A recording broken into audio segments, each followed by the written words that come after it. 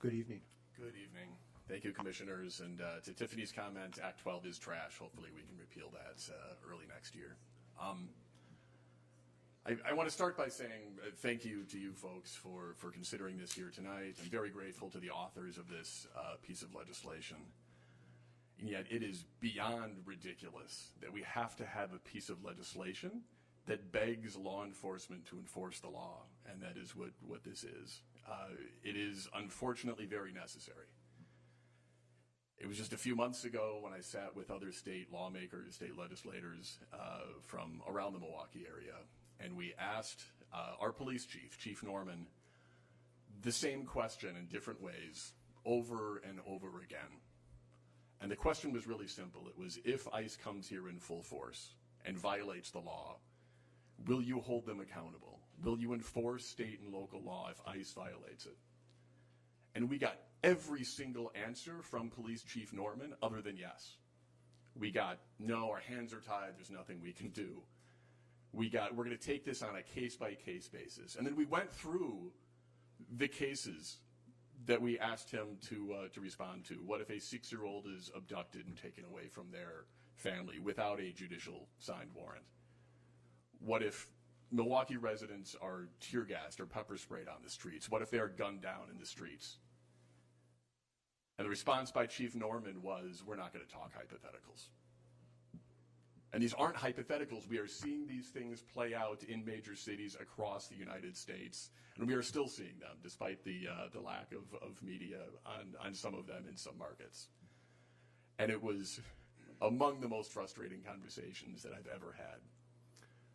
One of the other replies to, will you enforce the law as law enforcement, was, we are afraid of blue-on-blue violence. And he used that phrase 3 times the last time we met. So in case anybody here is under the impression that the Milwaukee Police Department is concerned about serving or protecting our residents, that is not their primary concern. They consider ICE agents their colleagues, and their primary concern is to not have conflict with them.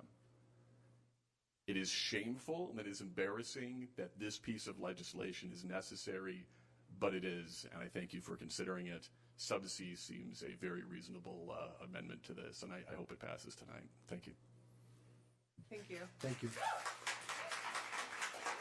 So shortly after this, the Chief of Staff of the Milwaukee Police Department, Heather Hoff, jumped on to what I assumed was contradict what I had just said, which was that the police chief did not consider a top priority the safety and well-being of Milwaukee residents. Let's watch that.